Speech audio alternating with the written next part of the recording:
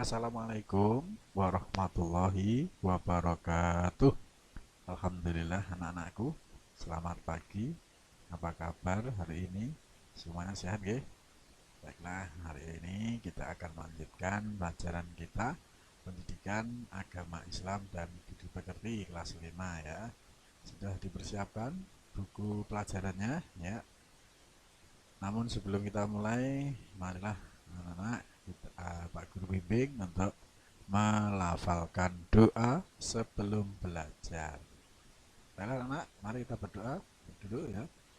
Bismillahirrahmanirrahim. Raditu billahi rabba wa bil islami dina wa bi muhammadin nabiyya wa rasula. Rabbi zidni ilma warzuqni fahma. Amin. Alhamdulillah anak-anakku sudah berdoa. Baiklah, kita mulai pelajaran hari ini. Kita masuki pelajaran kedua ya.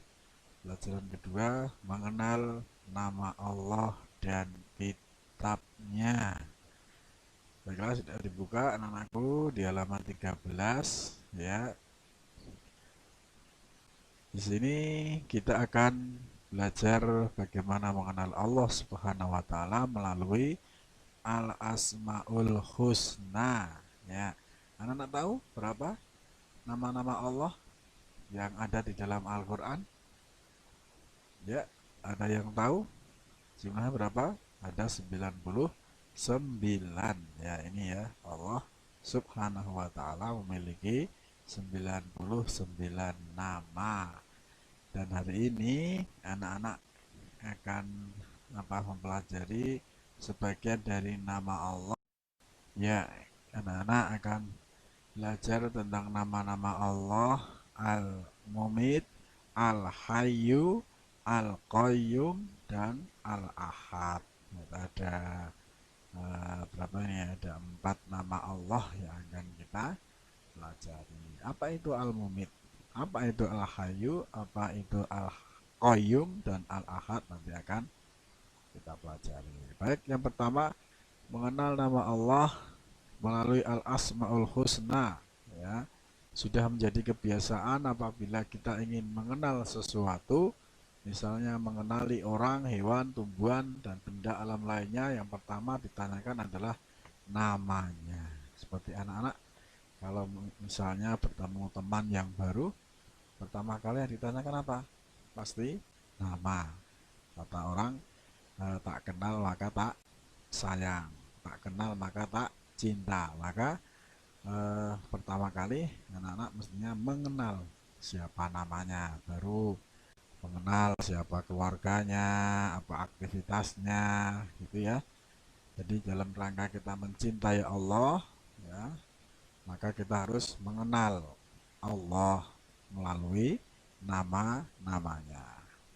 Baiklah, yang pertama adalah namanya. Melalui nama kita bisa mengenal sesuatu. Demikian juga halnya Tuhan. Siapakah Tuhan? Agama Islam menyebutnya Allah Subhanahu wa taala. Jadi Tuhan kita adalah Allah. Siapa Tuhan? Tuhan adalah Allah Subhanahu wa taala. Untuk lebih lanjut mengenal Allah Subhanahu wa taala, jawabannya ada pada Al-Asmaul Husna. Jawabannya di Asmaul Husna. Jadi kalau ingin mengenal Allah, maka kenalah. Ya, kalau ingin mengenal Allah, maka kenalah Al-Asmaul Husnanya Allah, nama-namanya Allah. Insya Allah dengan mengenal nama-nama Allah, kita nanti bisa lebih jauh untuk mengenal Allah Subhanahu wa ta'ala. Ada 4 yang akan kita ketahui nama Allah. Ada Al-Mumit. Al-Mumit artinya yang maha mematikan. Jadi Allah itu yang maha mematikan. Mematikan siapa? Mematikan siapa-siapa yang mempunyai nyawa, siapa-siapa yang mempunyai jiwa. Ya seperti siapa ya? Ya seperti kita ini manusia, seperti hewan, semua punya nyawa. Itu semua yang mematikan adalah Allah. Lupa? Nah kalau ada misalnya orang membunuh orang itu berarti yang mematikan orang. Ya, bukan orang yang membunuh, yang mematikan bukan orang. Memang yang membunuh orang, tapi yang mengambil nyawa itu adalah haknya Allah melalui malaikatnya. Dibunuh pun kalau Allah tidak menghendaki mati juga tidak akan mati, ya. Bunuh diri pun kalau Allah menghendaki tidak mati, ya tidak mati. Maka sesungguhnya yang mematikan itu adalah Allah Subhanahu wa Ta'ala. Setiap yang bernyawa pasti mati. Di dalam Al-Quran, ya, kullu nafsin dha'iqatul maut. Sesungguhnya yang bernyawa, yang berjiwa itu pasti akan mati, ya. Semua makhluk Allah yang bernyawa pasti mati. Jadi apa itu, kalau semua makhluk Allah itu mati, terus setelah mati ada apa? Ya pasti setelah mati akan ada kehidupan yang baru yang akan kita lalui, kehidupan yang kekal. Kalau di dunia ya kekal, karena dunia itu masih ada mati. Nanti kalau sudah di akhirat sudah tidak ada mati. Maka dari itu kita harus meyakini bahwa Allah itu al-mumit, Allah itu yang mematikan. Jadi yang mematikan hewan, mematikan manusia itu Allah, bukan yang lain, bukan yang lain. Nah, kalau ada manusia membunuh manusia itu hanya lantaran atau hanya sekedar apa ya, hanya sekedar sarana saja. Tapi yang mematikan itu sesungguhnya adalah Allah Subhanahu wa Ta'ala. Dan di dunia ada mati, nanti di akhirat tidak ada mati lagi. Maka sebelum kita mati, persiapkan bekal kita menuju kematian. Soalnya nopo, sok neng akhirat ora enek sangu, ora enek bekal kejaba ngamal soleh, ya, amal kebaikan kita di dunia. Maka di dunia kita mencari bekal sebanyak-banyaknya dalam rangka kita menuju akhirat yang kekal, akhirat yang abadi, akhirat yang selamanya, tidak ada kematian lagi, ya.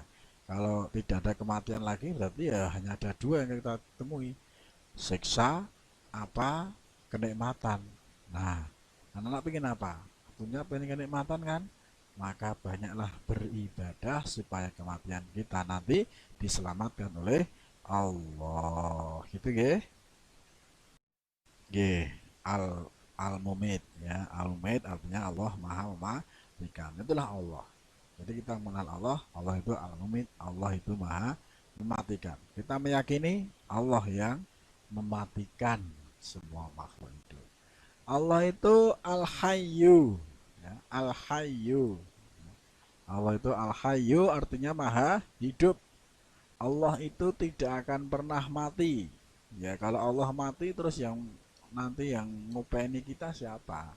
Yang memelihara kita siapa? Jadi Allah, kita bisa hidup karena Allah Maha hidup. Ya.